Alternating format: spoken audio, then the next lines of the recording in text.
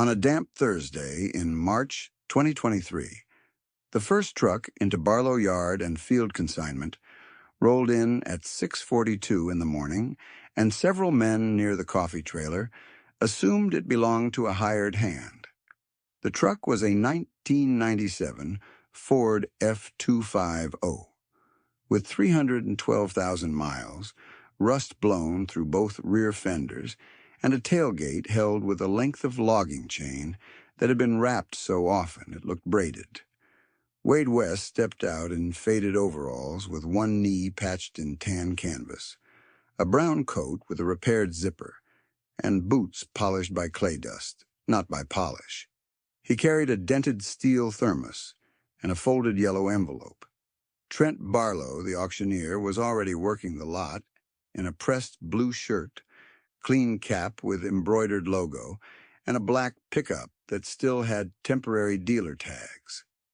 One man looked at Wade's line of older machines and muttered, "Museum row." Another man laughed. Trent heard it and did not correct him. Wade was 68, farming 1,140 acres of corn, soybeans, and hay across northern Indiana ground that had turned hard and expensive under everyone's feet. What people saw was simple. Original windows in his farmhouse, a porch with paint worn thin, 2 rebuilt tractors most neighbors had traded away in the late 1990s. What people did not see was liquid position. 0 debt. Grain sold in disciplined tranches. Treasury ladders rolling every 13 weeks.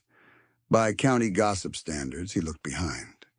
By actual arithmetic, he was one of the most cash-secure operators in 3 counties.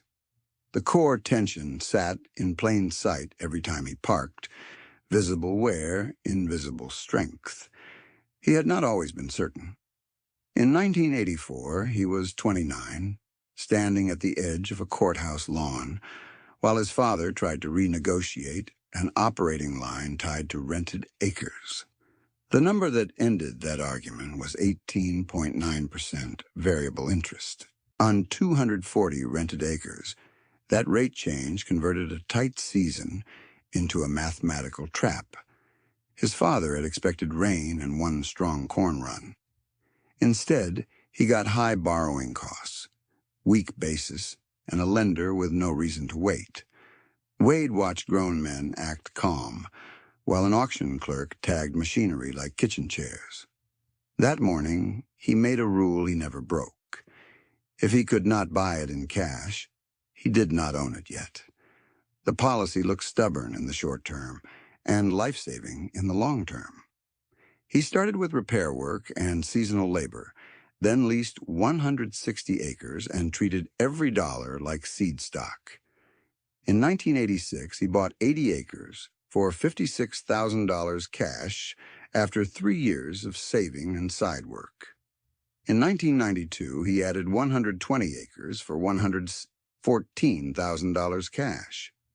In 2001, when ground in his area averaged near $1,420 per acre for mixed-quality tracts, he bought 160 acres for $227,200 cash. In 2009, during forced sales, he purchased a foreclosed 200-acre parcel at $2,050 per acre, total $410,000 cash. In 2016, he closed on another 140 acres at $4,800 per acre, total $672,000 cash. Total owned through those major buys, 700 acres. Rented acres flexed season by season, usually between 390 and 460, depending on terms. His ledger became his biography. No speeches, no public arguments at winter meetings, just entries, yields, basis notes, and margin columns. In years when corn hit 198 bushels per acre and soybeans passed 59, he sold in thirds and stored the remainder. In years when yields dropped and fertilizer or fuel spiked, he cut discretionary expense to zero and protected liquidity first. His annual household budget stayed near $28,700 for over a decade. Food, $7,200, utilities, $4,980, fuel and truck upkeep, $3,850, clothing, $620, property tax and insurance on homestead, $8,940, medical out of pocket, $2,410, church and local giving $700. He did not spend nothing. He spent intentionally. Neighbors made jokes about his coat while writing $14,000 to $22,000 monthly checks on machinery and land notes. The machinery choices were the part people understood least. Wade ran a restored 1978 John Deere 4440 and a rebuilt 1974 International Harvester 1086, each acquired used and rebuilt in stages. Total all-in on the 4440, including purchase and 10 years of parts, stood at $31,840. A comparable newer tractor package pushed past $186,000 before interest. Total all-in on the 1086 was $22,460. He did most labor himself, hired specialist machine work only when calibration or machining required it, and tracked cost per field hour like a commercial shop. The 4440 averaged $22.10 per hour across a long horizon. The financed replacement quote, handed to him in 2019, projected near $61.40 per hour after payment, insurance, and depreciation. The difference was not philosophy in the abstract. The difference was cash left over when markets turned. By the second week of October 2018, local lender breakfast had settled into one message: scale now, finance now, or be acquired by somebody who did. Wade listened, nodded, and went home to clean seed tubes. At one winter dealer event, a rep told him that avoiding leverage was emotional farming, not business farming. Wade replied with 6 words: interest does not care about emotion. Then he left before dessert. This dynamic repeated for years. People mistook silence for weakness and thrift for scarcity. Meanwhile, he stacked short-term treasuries in rolling blocks, kept grain storage flexible, and held dry powder for days when others had no options. Before we go any further, if you want to know how a man in a chain tailgate truck became the largest cash buyer at his own public auction, subscribe and stay with this all the way through the ledger. The specific day that tested everything came with Trent Barlow on a microphone and a crowd primed for theater. Wade had consigned the 1978 4440 for one reason only. He wanted clean market evidence before final estate planning documents were signed. Recent comparable sales had ranged near $21,500, depending on tires, hours, and transmission condition. Trent opened the lot with a grin and framed it as liquidation, not valuation. Museum Row finding real homes, he called it. Then he started Wade's tractor at $8,000. The number was not just low. It carried a message: distress, weakness, end of the road. Several bidders looked at Wade, not at the tractor. Wade stepped closer to the rail, yellow envelope still in his hand, and gave Trent 8 words in an even tone: do not sell it cheap. I will buy it. Trent smirked, turned to the crowd, and opened bidding anyway. In that instant, 4 decades of private discipline met public misjudgment under loudspeakers and spring wind. Wade had avoided attention his entire career because attention distorts numbers. Now he had to do the opposite. He had to make arithmetic visible, in real time, in front of people who had already decided what his clothes meant. A man in a seed corn jacket lifted 2 fingers at $9,000 and a few heads turned toward Wade as if to check whether he understood what was happening to his own tractor. Trent Barlow stood high on the trailer rail. Clean boots, pressed cuffs, bright belt buckle, every marker of public confidence in place, and worked the chant faster than he needed to. He was not selling iron in that moment. He was selling a story about decline. Wade did not move much. He stood with his thermos by his left boot, and the yellow envelope folded in one hand, coat collar lifting in the wind. The patch on his knee had frayed at one corner. His truck sat 30 yards away with rust flaked around the wheel wells and a chain across the tailgate. Two younger operators near the loader tires exchanged the same quick look people give when they think they are watching a final chapter. The opening number, 8,000, had already done what Trent intended. It signaled weakness to the crowd. 10, Wade said. He said it without volume. The clerk heard him anyway and nodded. Trent repeated it into the microphone, then scanned for a quick jump to 12. None came immediately.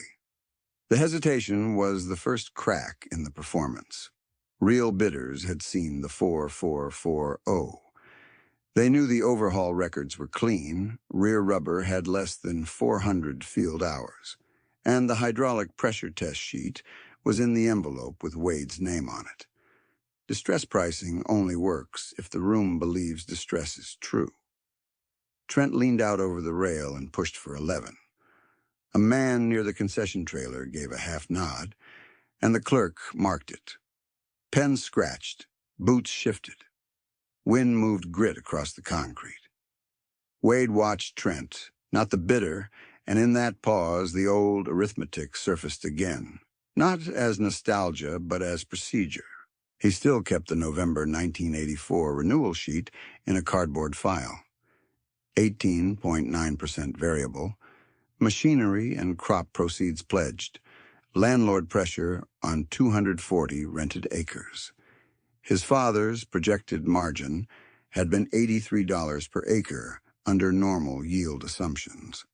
The interest reset erased that cushion before weather and basis had their turn. Competence did not save them. Timing did not either. Rates did what rates do when leverage is tight. "Do I hear 12? Trent called, voice bright, and the crowd looked back to Wade. Wade lifted one finger. 12. The clerk wrote, and the memory moved to the part Wade never softened. Auction fees, transport deductions, repair discounts forced by urgency. A 6-row planter expected at 14,000 brought 9,600 in wet spring mud. A combine expected at 42 closed at 31.5. None of it had felt dramatic at the time. It felt administrative, each line signed and stamped while options narrowed. By January 1985, he wrote a rule on legal paper and taped it inside a kitchen cabinet. Debt is rented time at someone else's price. Trent tried to keep pace, calling for 13 before the echo of 12 died. Two men along the fence talked through the number as if it were routine, but neither raised a hand. Wade had built his whole life against exactly that room temperature pressure. At 30, with no inherited acreage and no trust cushion, he worked day shifts at a feed mill for $8.40 an hour, nights repairing alternators and hydraulic pumps, weekends custom haying on borrowed equipment. He tracked receivables in pencil with expected collection dates, adjusting cash position without pretending promises were deposits. 13's bid, Trent said at last when a voice from the back answered. The clerk marked it and glanced up at Wade. By June 1986, Wade had $19,300 saved, enough for a conventional down payment, and he refused to spend it that way. He waited 9 more months, took 2 temporary grain-drying jobs through winter, and bought his first 80 acres for $56,000 cash, plus $1,740 in filing, title, and transfer costs. Men called him slow then. He called it removing one permanent risk. Wade answered from where he stood. 14. The number carried farther than 10 had. Several conversations stopped. Trent repeated 14 with a grin that no longer reached his eyes, then chopped his hand toward the crowd for 15. No one jumped. The seed corn jacket looked down at his boots. As Trent pressed, Wade's mind ran the other anchor points that had built this morning. Harold Pike, 15 miles east, widower, 3 commodity cycles behind him, sold Wade a worn field cultivator for $700 and one sentence. If you cannot sleep in April, you borrowed too much in December. Wade hauled it himself, replaced shanks over 2 weekends, logged $412 in parts. The financed equivalent at the time penciled near $198 monthly for 60 months, $11,880 before maintenance. He kept Harold's receipt with the 18.9 note because both taught the same thing in different ink. 15 anywhere? 15? Trent called, stretching the syllables now. Nothing. Wade could still see the back pew at Harold's funeral in 2008, and 2 weeks later the cashier's check for $22,000 to Harold's daughter, covering deferred rent Harold had forgiven from 1987 to 1990. The note he enclosed was one line, settled in full with thanks, quiet closures, square books, no spectacle. That was his pattern, and it was colliding in public with Trent's version of events. The clerk tapped the page, waiting for movement. Trent went back to the concession side, then to the loader tire line, fishing for 15 from men who had spent months joking about Wade's Museum Row equipment. He kept the chant quick to hide the silence. Wade's machinery choices had never been sentimental. In 1991, he bought a non-running grain truck for $3,200, put in brake lines and carburetor work, and had it road legal at $5,060 all in. A financed replacement tracked near $21,000 with interest over 5 years. In 1994, he took a used grain drill at county sale for $380, added $146 in bearings and hoses, and ran it 12 seasons. He had written both columns in red ink, cash path and credit path, and repeated the same comparison across decades until it stopped being philosophy and became habit. Trent reset his stance and barked again for 15. A bidder at the back raised his catalog halfway, then lowered it. The clerk did not write. By harvest 1992, Wade had bought 120 acres for $114,000 cash. By 2001, another 160 at $1,420 an acre, $227,200 cash. In 2009, while others were squeezed, he bought 200 foreclosed acres at $2,050, $410,000 cash, 0 operating debt intact. In 2016, he added 140 acres at $4,800, $672,000 cash. Those were the big stones. Around them were smaller ones that mattered just as much. Personal spending tract, separate from farm expense, attic insulated for $640 instead of financing a remodel. Boots resoled until they could not be, 1 church coat and 1 work coat. No household inflation disguised as a good corn year. At the rail, Trent called, 14,000. Fair warning. But he kept glancing toward Wade like he wanted the old script back, the one where patched knees meant empty accounts. The crowd had heard plenty of advice over the years, scale now, finance now, or disappear, and most had acted accordingly. Wade had watched neighbors carry 6-figure notes into thin margin seasons and then pay interest on panic. His answer had been quieter and harder to mock when numbers were open on paper. Build liquidity first, then buy on his own clock. He did that with cash reserves and short treasuries rolled every 13 weeks, so money stayed available. In 2012, that latter sat at $510,000 face value, average annualized yield 1.7%. It was never about return, only readiness. In 2020, he sold grain in staggered tranches and improved corn realization by 41 cents per bushel over local harvest bid through storage and timing. In 2022, the fertilizer spike came, and he paid without borrowing while financed operators paid interest on inflated tons. Trent motioned to the clerk to hold. "Need 15, he said into the mic, trying humor this time. A few men laughed thinly. No paddle rose. Wade stood still, thermos by his boot, envelope in hand, and the machine behind him represented exactly the discipline they had mistaken for weakness. He had bought that 1978 John Deere 4440 in 2008 for $18,900 with known transmission wear. Over 10 years, he put in $12,940 of measured upgrades and repairs. All in basis, $31,840. Logged field hours since rebuild, 1,440. Effective cost before fuel, $22.10 an hour.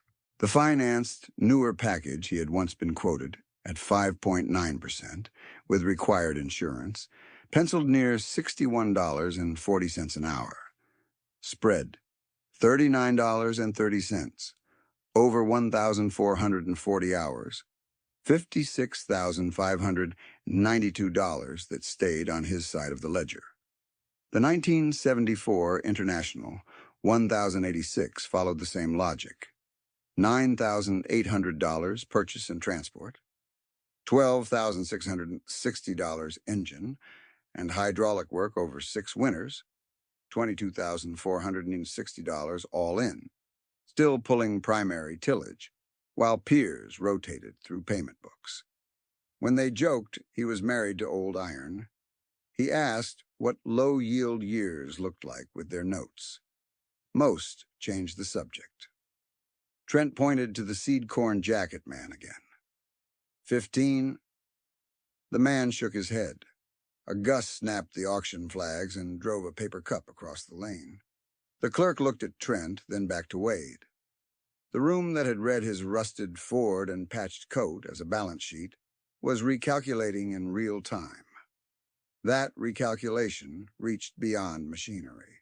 Wade's household budget held around $28,700 for more than a decade because he treated home cash flow with the same discipline as field inputs. Food about $7,200 from bulk buying and garden produce. Utilities $4,980 after insulation and winter controls, fuel and truck upkeep. $3,850 because the 1997 Ford was repaired, not replaced. Clothing $620 with patch and rotate workwear, homestead tax and insurance $8,940. Medical out of pocket $2,410, giving $700. Lean enough that bad seasons reduced income, not solvency. 14,000 last call, Trent said, voice flatter now. 3 beats passed. No answer from the concession side. No answer from the fence line. No answer from seed corn jacket.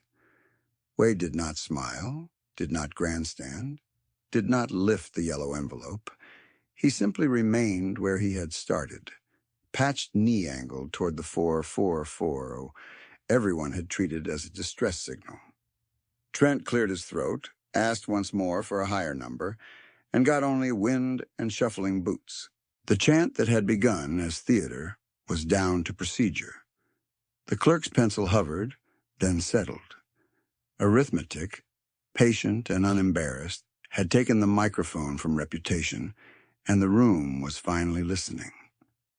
The clerk marked Wade's 14 and read it back to Trent, and the chant rolled forward. But the yard did not recover its earlier appetite for spectacle.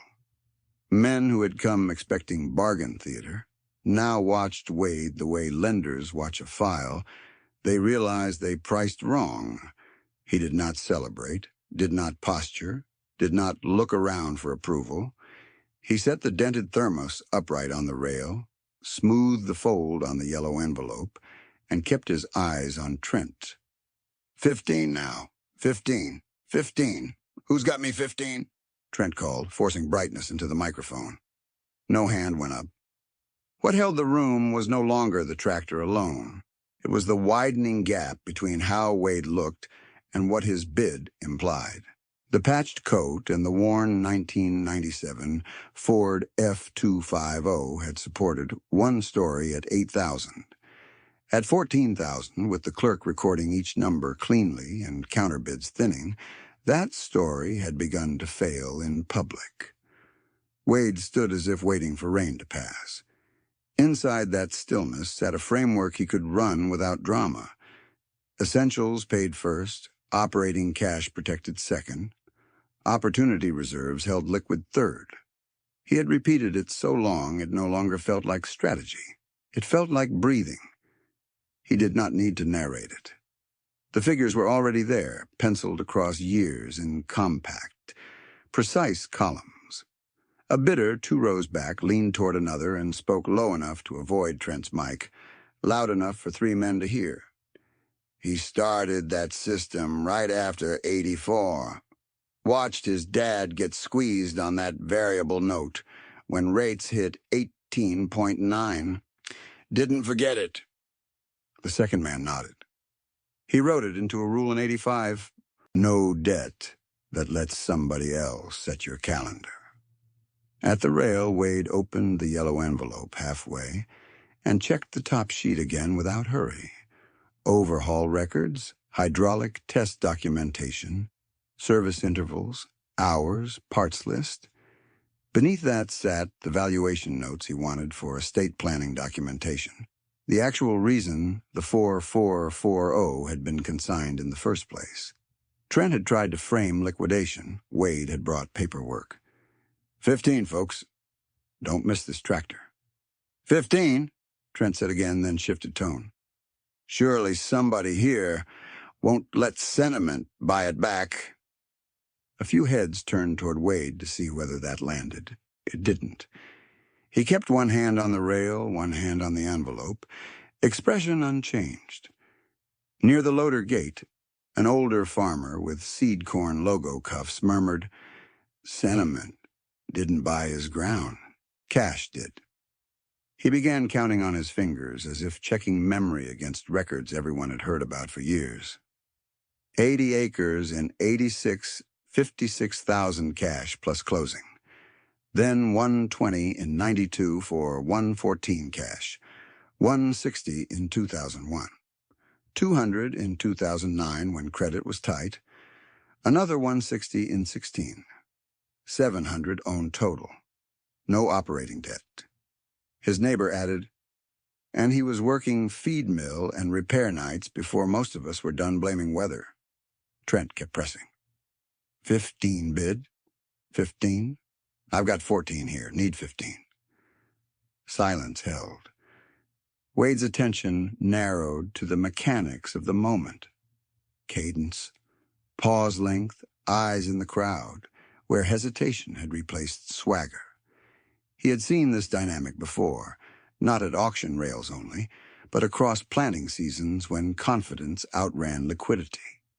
The memory that sat closest was still his father's forced sales sheet from 1984, line items, rates, acres, equipment values collapsing under time pressure. He had copied those mechanics by hand once to make sure he never romanticized them later. A man in a black cap behind Wade whispered, "He tracks everything. Cost per hour on each machine, tranche grain sales, treasury ladder every 13 weeks. Who else does that around here?" His household spending stayed around 28.7 for over a decade, came the answer. Same man folks call broke because his truck rusts.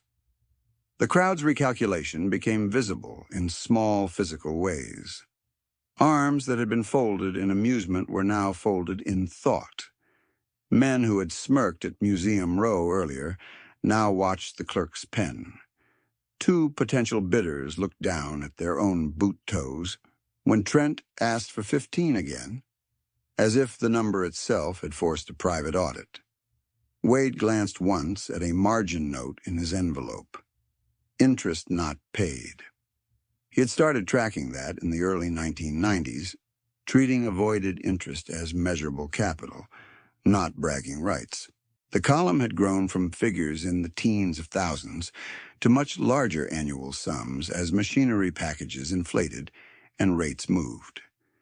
Instead of letting that avoided money disappear into lifestyle drift, he had split it methodically into land fund, machinery replacement fund, and treasury reserve.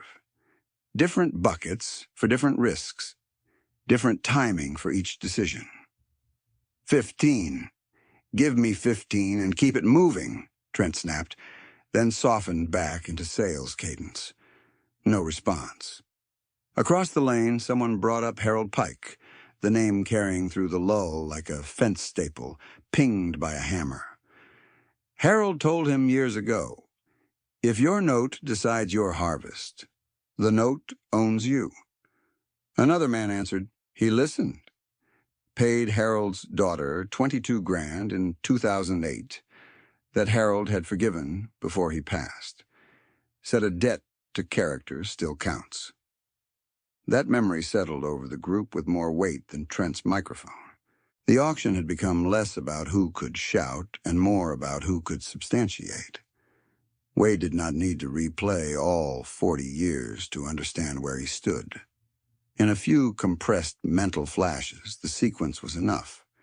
Years when weak corn and side repair income carried reserves. Drought years where household cuts preserved cash and no note followed. Storage decisions that lifted sale windows by cents that turned into tens of thousands. Prepay seasons when diesel and fertilizer were bought before spring spikes. The 13-week Treasury ladder maintaining liquidity inside 90 days. Formal limits on single equipment buys as a share of reserves. The 4440 purchased in 2008 with known wear and rebuilt under load instead of replaced on debt. None of those choices had looked glamorous in the year they were made. Together, they explained why $14,000 was not panic money. Two younger operators near the concession stand had stopped pretending indifference. One said quietly, our dealer, quote, last winter had us at over $20,000 fixed a month before seed and fuel. The other gave a flat laugh. That's if nothing breaks. They both knew the structure. Late model tractor payment, combine payment, planter stack, land note. Efficient in strong runs, oxygen-consuming in tight cycles. Someone behind them said, that's exactly what hit Eli Matson. 2.4 million floating, rate reset from around 4.1 to 8.3, interest jump over $100,000 in a year. Another voice, softer. Ruth Ann Klein sold that combine and still owed $86 after fees. A third added, Reeves' boys filed Chapter 12 to keep farming. Darrell Boone got his feed line cut and had to sell down. None of those names were being used as gossip. They were being used as arithmetic. Trent heard the murmurs and pushed harder against them. Folks, this is still an auction, not a seminar. 15, where is it? Don't let one man freeze the ring. Wade finally looked straight at him, calm, almost courteous, and waited. The look said he was not freezing anything. The numbers were. The clerk shifted weight and rechecked his sheet. 14 stood alone at the top line for the 1978 John Deere 4440. He glanced at Wade, then at Trent, waiting for the next valid increment or the decision to drop the hammer. The delay lengthened by seconds that felt like full minutes. A neighbor who had mocked Wade's truck at sunrise now spoke without irony. He isn't distressed. He's priced. Another answered, and he consigned for valuation evidence, not because he needed cash. Estate paperwork. He said that from the start. Wade slid one more paper from the envelope. The hydraulic test report clipped behind overhaul receipts. He did not wave it for attention. He just held it, where the nearest bidders could see the date stamps and technician signature. A man who had considered jumping in at bargain levels looked, exhaled through his nose, and stepped back from the rail. Trent tried one more narrative hook. At 15, you can own a classic and save a neighbor from buying back his own memory. The line landed flat. Too many people had already recalculated comps near 21,500 against documented condition. Too many had watched Wade issue his warning earlier. Do not sell it cheap, I will buy it, and then fund that warning with actual bids through 10,000, 11,000, 12,000, 13,000, and 14,000 without strain. Sentiment was no longer a credible explanation for disciplined pricing. Wind pushed dust along the edge of the lot. Somebody's coffee lid clicked shut. A gate chain tapped a post in steady, metallic beats. Wade's hand rested on the rail, knuckles loose. He was 68 years old, farming 1,140 acres, with 700 owned and no debt, and none of that required performance. His liquidity had been built in quiet decisions most people never noticed when they were small. The repaired part instead of the financed replacement. The budget held when income improved. The tranche sale instead of the harvest dump. The reserve maintained when peers said, scale now or disappear. That discipline had looked old-fashioned right up to the moment rates reset and calendars turned coercive. 15? Trent called again, voice thinner now. Need 15. Anybody at 15? The room gave him nothing immediate. Eyes moved from the microphone back to Wade and then to the clerk's page, where 14 remained the only number that carried both conviction and proof. The auction was still live, but the narrative had shifted hands. Trent still had the chant. Wade had the arithmetic. Trent held the microphone another 5 seconds, then 10, then gave the line every yard knew meant the seller had protected himself. Reserve not met. We will circle back. The clerk drew a box around lot 47, wrote no sale pending review, and moved to the next listing. Trent's chant resumed, but the ring had changed. It no longer laughed on cue. Wade picked up his thermos and stepped back from the rail as a disc harrow came through, then a small gravity wagon, then 2 utility trailers. He stood near the loader tires and watched the pace settle. At 11:24 that morning, Trent tried to recover control with volume and speed, pushing a 2012 planner with worn markers and clean metering history, expecting the usual financing crowd to carry it. The opening call came thin. Wade entered at $32,000, paused, then took it at $38,000 when 2 bidders stalled at $37,500. 9 minutes later, he bought a grain cart for $19,500. 22 minutes after that, he bought a 1996 combine at $27,000, with service logs complete and feeder houseware lower than expected. Each purchase was ordinary on its own. Together, they created a new headline in everybody's head. The man they had labeled Museum Row was buying practical assets in sequence, without asking for financing terms, without stepping aside to call a lender, without the body language of risk. Trent kept his chant professional, but the edge was gone. At 12:07, he swung back to lot 47. Let us try this again, he said. John Deere 4440, documented work, ready to field. Real operators now. He restarted at $9,000, and several faces tightened at the obvious reset. Wade did not object into the microphone. He lifted his hand once at $15,000, again at $18,000, and then let two other men test him to 22. One dropped. The second hesitated at 23.5. Wade said, 24. The clerk repeated it. Silence followed. Hammer down. The crowd had expected pride or irritation from him. What they got was procedure. Wade signed the ticket for his own tractor as if he had bought a box of bearings. By 1:10 in the afternoon, settlement windows opened under the pole barn office, and the line formed with catalogs folded under elbows. Wade waited his turn, then set down two cashier's checks, one for $400,000 and one for $211,400, payable to Barlow Yard and Field Consignment. The total matched his morning tickets with buyer premium and fees, $611,400. He placed a third document on the counter, a bank letter dated that day, signed by a senior officer at First County Agricultural Bank, confirming $3,280,000 in immediately available cash equivalents in accounts titled to Wade West Farms. The clerk stopped writing for a full second. Trent stepped in from the side office and asked for verification on speakerphone where three other sellers could hear. No speech, no insult, no theater, just a clipped request for confirmation of instrument numbers and available funds.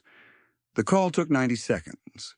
The answer came back exact, both cashier's checks valid, balances confirmed, letter authentic, liquidity available as stated. Trent thanked the bank officer and ended the call. When he returned to the microphone for the next lot, his voice was different. Funds verified. Proceeding. That one line did more than protect a transaction. It reversed the social order in the ring. Men who had treated Wade's patched knee as financial evidence now had hard evidence in the opposite direction. Appearance had lost. Arithmetic had won in public, in writing, with signatures. Let me stop here and ask you something. If you had watched that call happen in front of you, would you trust polished sales talk, or would you trust a 40-year ledger and cash on the counter? Put your answer in the comments, then come back to this yard, because the most important move happened after verification. At 1:46, Wade asked for copies of 5 distressed equipment packets that had failed to clear reserve or had sold into legal uncertainty. Eli Madson's planter and sprayer package, Ruth Ann Klein's combine file, 1 Reeves Brothers machinery bundle, Darrell Boone's hay line, and a mixed implement lot tied to an estate parcel.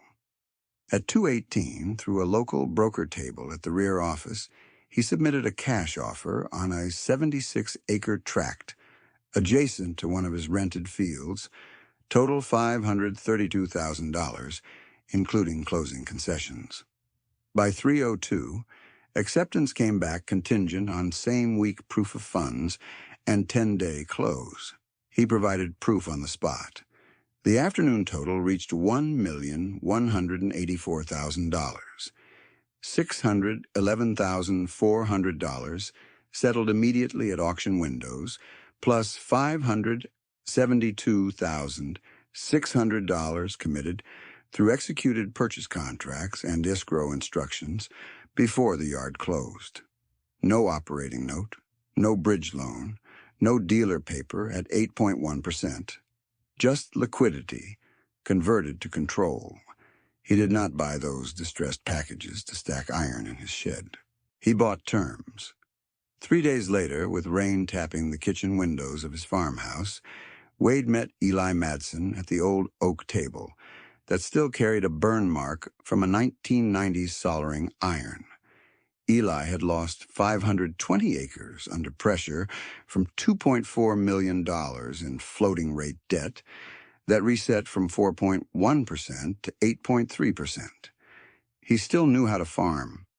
He just could not survive the calendar his notes had imposed. Wade set a one-page agreement between them.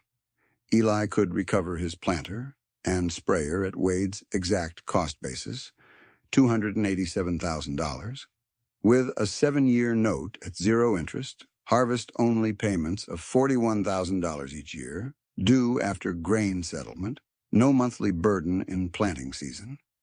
Security stayed on the equipment until paid. No late penalty in drought declarations, missed years extended term by 1 season. Eli read the page twice, stared at the 0% line, and asked, "Why?" Wade answered with 4 words. "Because timing crushed you." That same week, Ruth Ann Klein met Wade and her accountant in the same kitchen. Her combine had brought $410,000 at auction, and she still owed $86,000 after fees, interest carry, and transport adjustments. Wade had acquired control of the unit through the distressed packet. His offer to her was strict and workable. Lease at $1 per year for 3 years, maintain insurance and operating condition, then purchase for $35,000 at the end of term, if input vendors remained current. She would keep custom harvest income during the lease period to rebuild working capital. She signed with shaking hands, then steadied herself and signed again on the witness copy. Nate and Colby Reeves arrived 2 evenings later, boots muddy, legal folder thick with Chapter 12 schedules and creditor notices. Their combined liabilities sat near $3.1 million. They needed machinery access at rates that left room for seed, fuel, and repair. Wade restructured one secured machinery loan through his attorney and their trustee, 2.0% fixed, 9-year amortization, first principal-heavy payment delayed until post-harvest year 1, annual prepayment allowed without penalty. Market alternatives they had been quoted were near 8.1% variable, with tighter covenants. The arithmetic on that single change was non-trivial. On a $620,000 equipment balance, 8.1% over 9 years would have produced payments near $93,500 annually, and total interest around $221,500. At 2.0% fixed, annual payments ran near $75,300 with total interest around $57,700. Difference about $163,800 in reduced interest burden over the term, plus lower annual cash draw during recovery years. That gap was the space where a farm can breathe. Darrell Boone came last, not because he was least important, but because his crisis sat in biology as much as finance. When his feed credit line was cut by $240,000, he sold down cattle to protect the remainder of his operation. Wade's arrangement was hybrid, tied to measurable herd rebuilding milestones. Pasture access on 120 acres at below-market grazing rent, shared use of hay equipment Wade had just purchased, and a stepped repayment schedule, triggered only after herd count reached 100 per 20 head and winter feed inventory hit a set threshold. No threshold, no payment. Threshold met, payment begins, discipline with mercy, structure without humiliation. If you are learning something from this, press like and share it with one person who still believes debt is the only way to grow. The numbers in this yard are teaching a different framework. The deeper examination sat in Wade's records, and once the auction forced visibility, the pattern was easy to audit. He had not created wealth with one lucky land flip or one extraordinary yield year. He had built it through repeated spread capture, the distance between financed cost and cash cost, preserved over decades and redeployed into land and liquidity.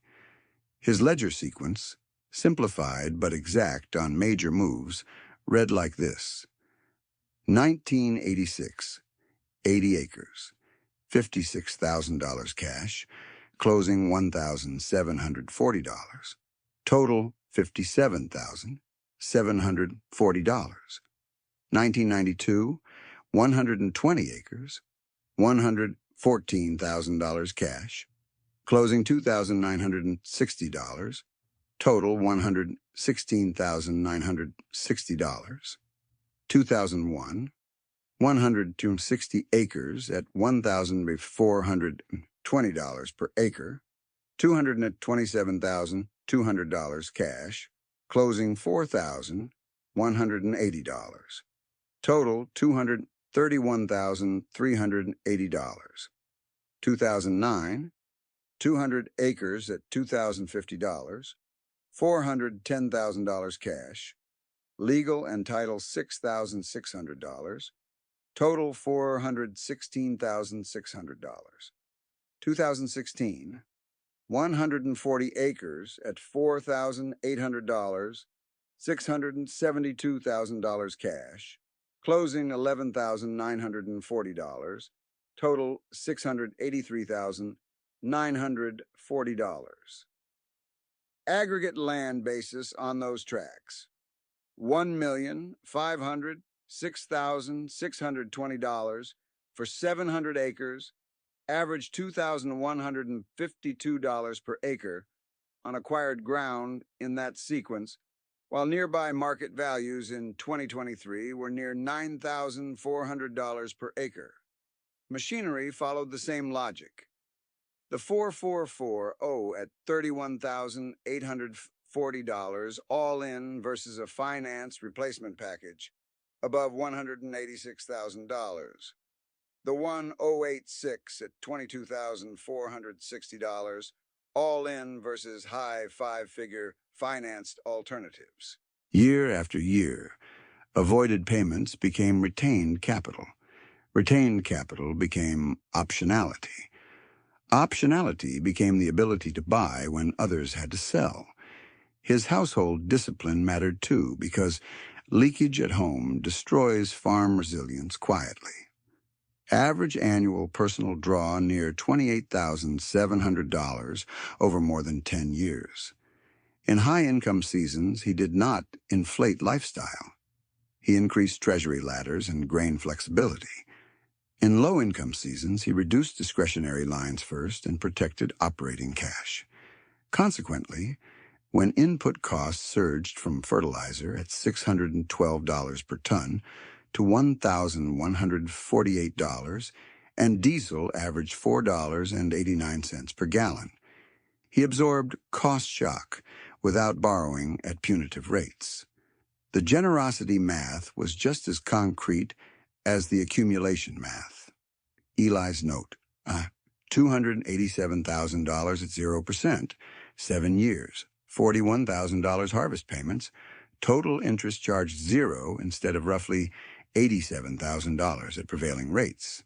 Ruth Ann's lease-to-own pathway preserved custom income for 3 seasons, then a $35,000 buyout far below replacement capital strain. Reeves' restructure saved an estimated $163,800 in interest over 9 years.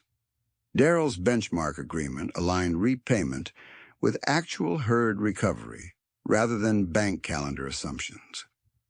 Across those 4 families, Wade's direct capital at risk and committed support after the auction sat near $1,184,000 within the first week, with repayment terms engineered for survival instead of extraction. By the time the first set of notarized copies left Wade's kitchen table folder, the county had a new fact pattern it could not laugh away. The man in the rusted Ford had not used cash to win an argument. He had used cash to buy time for other people, and then price that time so they could keep farming. At 1:10 p.m., with the checks counted, the speakerphone verification completed, and the yard still absorbing what had just happened, Wade asked for the 5 distressed packets, signed the contingent terms on the 76-acre tract, and closed his folder without a speech. What followed did not begin as a movement. It began as paperwork executed on time. The first envelope left Wade's table that night with Eli Madson's signature still drying at the bottom, and the first transfer order hit before dawn. Wade paid the release amount directly to clear the planter and sprayer title encumbrances, then logged the equipment serials against Eli's zero-interest schedule in a ruled binder marked Stability Notes. There was no ceremony. Eli hauled the sprayer home behind a borrowed truck, parked it under a lean-to with one missing panel, and started calibrating nozzles by flashlight, because spring timing still ruled every decision.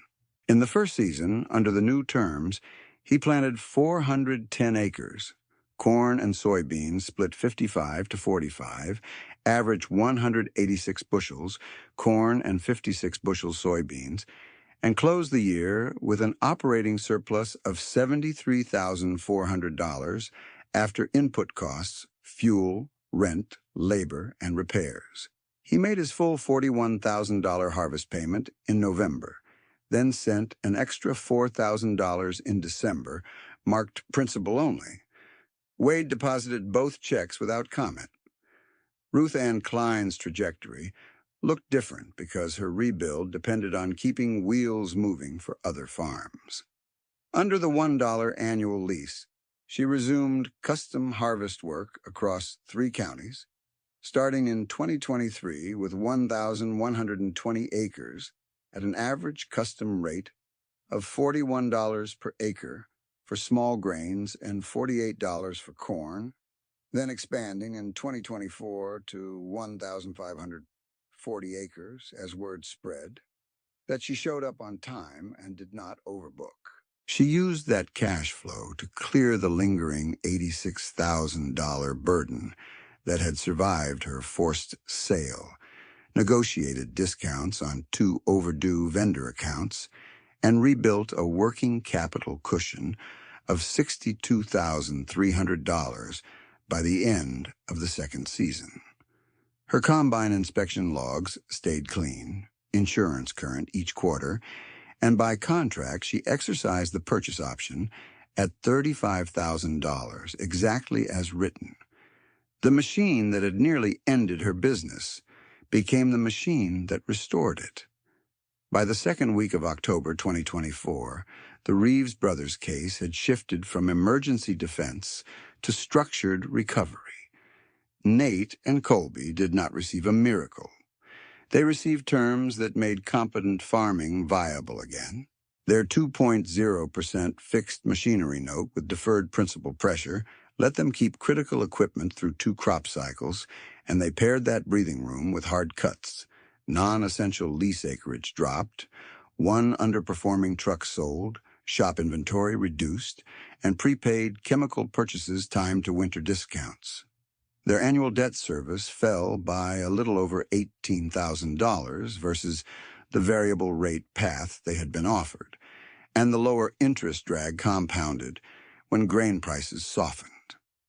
19 months after signing, total liabilities were down by $620,000 from peak filing numbers, and their trustee report moved them from liquidation risk to monitored continuation. They still worked long days, still had thin margins, but they were farming forward, not farming backward into interest. Darrell Boone's recovery depended on biology, weather, and feed discipline. So Wade's benchmark structure proved its value exactly where a standard bank calendar would have failed.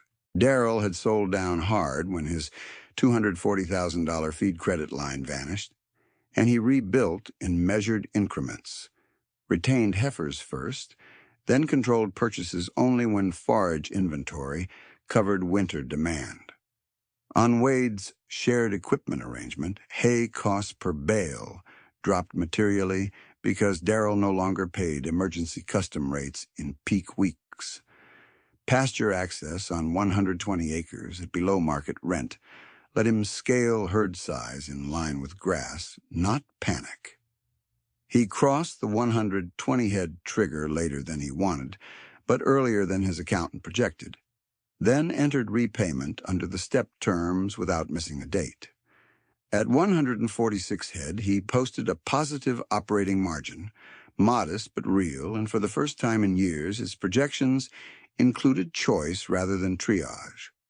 By late 2024, the multiplier effect appeared quietly, then all at once. Wade's loan documents all carried one condition: when steady, finance the next family with discipline, not extraction.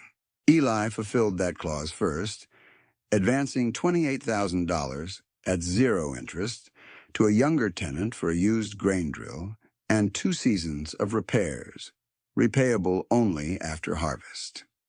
Ruth Ann followed with a low-cost custom package for 2 beginning operators, allowing delayed payment until crop settlement, and she wrote those terms in plain language so nobody misunderstood the risk.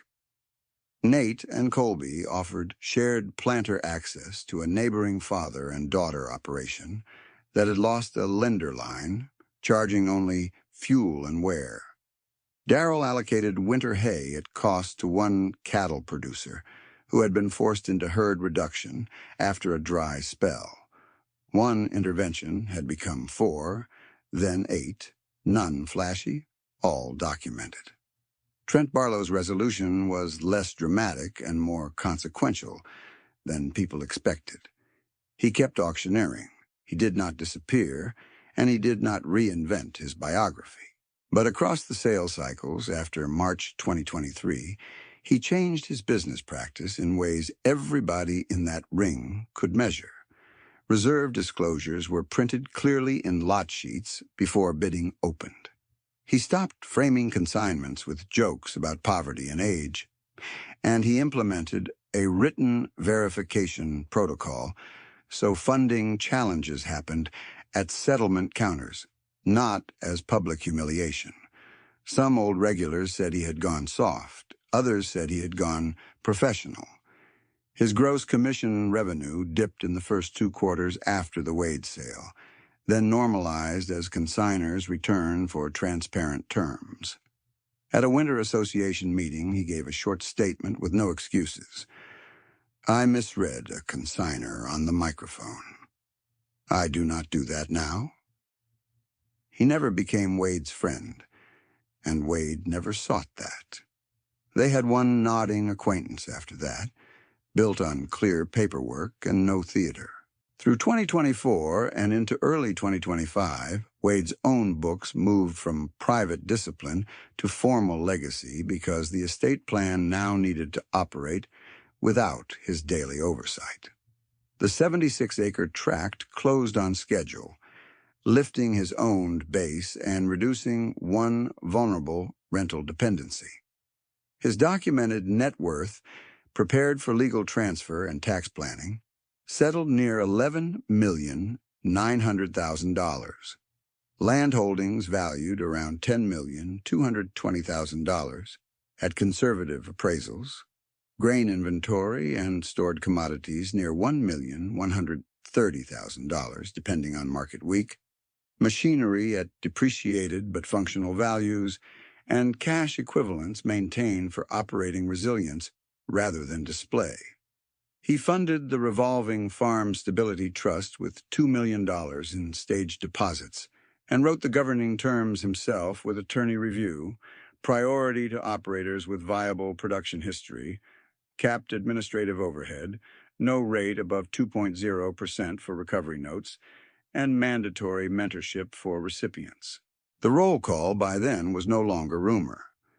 Eli Madsen was current, profitable on 410 acres, and no longer living at the mercy of monthly note resets. Ruth Ann Klein had cleared her residual equipment debt, completed her lease-to-own purchase, and rebuilt her custom route with a waiting list in peak weeks. Nate and Colby Reeves remained under trustee supervision, but avoided liquidation, reduced liabilities materially, and restored supplier confidence through on-time performance. Darrell Boone rebuilt to 146 head and posted positive margins with realistic feed reserves. Trent Barlow still ran sales, now with clearer reserved language and less performative commentary. Harold Pike's daughter, who had received Wade's repayment years earlier, had used part of that money to retire a home equity balance and set aside college funds for her grandchildren. She sent Wade a Christmas card every year with one line underlined: "Books balanced, still grateful." Wade stayed Wade. He still drove the 1997 Ford F-250 with rust through both rear fenders and chain on the tailgate. He still wore the patched coat because it fit and still worked. He still carried coffee in the dented thermos. The 1978 John Deere 4440 remained in service rotation, not as a museum piece, but as a reliable unit with known behavior under load. The International 1086 still handled primary tillage on selected fields. His farmhouse windows were still original. His annual personal spending remained close to the same disciplined band, adjusted for insurance and medical inflation, but never inflated to match paper wealth. He did not become a spokesman. He became infrastructure. At daybreak on a cool March morning, 2 years after the sale, Wade parked by the same rail at Barlow Yard and Field Consignment, stepped out of the same rusted truck, and walked past men in cleaner coats without slowing. The chain on his tailgate clinked once in the wind. In his hand was another yellow envelope, edges worn, columns exact, and inside it the same principle that had carried him from courthouse fear to county stability. Wealth is what remains when interest cannot choose your future, and legacy is what happens when you use that freedom to buy time for someone else. Wade did not open that yellow envelope at the rail. He carried it to the settlement office at 8:03 that morning, signed in, and handed the clerk a copy set from inside. Overhaul records for the 4440, the hydraulic test sheet with technician signature, and the reserve instruction written in his own block print. Trent read the reserve line out loud before bidding began. Exactly as written, with no joke attached and no smile aimed at the crowd. Lot 47. Reserve disclosed at $21,500. Trent said into the microphone. Documentation on file at the clerk table. The room heard the difference. Procedure first, theater gone. Wade stood where he had stood 2 years earlier. Same patched coat, same thermos, same chain against the tailgate of the 1997 Ford. When bidding reached $22,100 on the reserve test run, he did not bid. Trent held before hammerfall, marked threshold met, and announced the lot withdrawn per seller instruction. Wade had his valuation, fair and clean, and he signed the no-sale withdrawal at the counter 10 minutes later because the tractor remained part of his operating plan. The envelope went back under his arm, now carrying a stamped sheet that said, "Reserve honored," and seller withdrew after threshold test before sale. The document he had needed for estate planning was complete. 3 days later, on a rainy Tuesday in March 2025, Eli Madsen set a check on Wade's oak table, directly over the old solder burn mark. $41,000, memo line, harvest payment, year 2. He added a second check for $6,000 principal only, and slid a 1-page cash flow summary across the table. Corn averaged 191, Eli said. Soybeans 58. Input costs stable. I am current. Wade looked once, nodded once. Keep buffer first. By then, Eli had done more than survive. Under the trust condition, he had already financed one beginning tenant with that earlier $28,000 drill note, and that tenant had repaid $12,000 after first harvest. Eli rolled the repayment into another zero-interest parts loan, this one for a used grain dryer fan and wiring rebuild. Same clause. Pay after harvest helped the next family when steady. Ruth Ann came in after Eli, rain on her sleeves, folder clipped tight.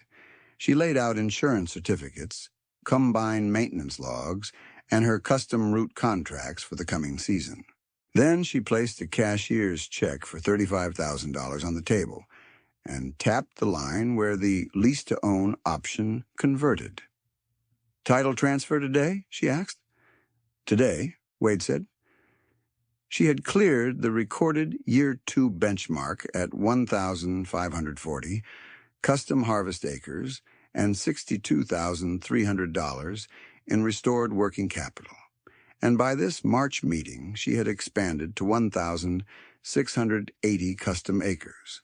Not by advertising, by reliability. Her vendor balances were current. Her working capital account was just above $80,000. She had also completed her trust condition in a way that fit her business. Delayed payment harvest service for 2 small operators who had no room for cash prepay. One paid in full after settlement. One rolled 20% into winter with written terms and kept operating. Nate and Colby arrived together at dusk with their trustee report and soil maps spread between coffee cups. Liability reduction stood at $620,000 from filing peak, exactly the threshold they had set in their second plan revision. Their 2.0% machinery note was current, no covenant breach, no missed insurance date. Colby pushed the legal envelope forward. "Prepayment request," he said. $25,000 against principal. Wade read the figure, initialed approval, and returned the page. Nate followed with their trust condition paperwork. Shared planter access agreement, fuel and wear basis only, with a neighboring father-daughter operation that had lost the lender line. No profit extraction, just cost recovery and continuity. Darrell came last, smelling of hay and wet wool, and handed over a handwritten herd sheet with veterinary sign-offs clipped behind it. 146 head confirmed. Winter feed inventory over threshold. Margin positive for 2 consecutive quarters. "I crossed the trigger in January," he said. "First stepped payment clears Friday." Wade checked the benchmark column in the stability notes binder, marked met, and closed the tab. Darrell had fulfilled his own pass-forward condition, too, setting aside low-cost hay at weighted average cost for one cattle producer coming out of forced herd reduction. Small line item on paper, major line item in a hard winter. By the first week of April 2025, the trust administrator's quarterly ledger showed what the county could now verify without rumor. Original endowment, $2 million. Notes issued to date, $1,462,000 across 11 families. Weighted average rate, 1.4%, with 3 zero-interest recovery structures. Delinquency over 30 days, 0. Principal repaid and recycled, $386,000. Administrative overhead, 1.8%, below the 2.0% cap Wade wrote into the charter. Aggregate acres stabilized directly or indirectly by those notes, 3,260. At a conservative $9,400 per acre local value marker that represented land operations worth $30,644,000 kept active rather than liquidated. Trent's own resolution arrived in public and in writing. At the Indiana Auctioneer's Spring Ethics Session in May 2025, he presented a 12-minute procedural update to 84 attendees, mandatory reserve disclosure before opening call, seller intent verification at check-in, settlement side funds, verification only, and a ban on personal financial commentary from the microphone. He used his own 2023 conduct as the case example. "I misread Wade West in front of a crowd," he said. "That is on me. I changed how I run a ring." He did not ask Wade for absolution. He did not need to. His lot sheets changed. His staff scripts changed. The mockery disappeared from his sales language and did not return. Commission income dipped, then recovered as consignors trusted the process. The men who once laughed at Museum Row still attended his auctions, but the room no longer rewarded poverty jokes as sales technique. Every named thread closed with paper in place. Eli Farms, 410 acres, current on his note, profitable, and now mentors one beginning tenant each spring. Ruth Ann owns the combine again, runs a booked custom route, and keeps a cash reserve she will not spend below.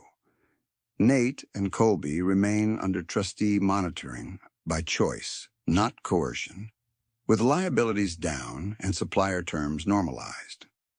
Darrell runs 146 head with measured expansion rules and no unsecured feed dependence. Trent still auctioneers, now known for clear reserve language and strict settlement discipline. Harold Pike's daughter remains in her home, mortgage-free, and sends that same yearly card to Wade. Wade is 70 now. He still farms his core acres with the 4440 and the 1086 in rotation.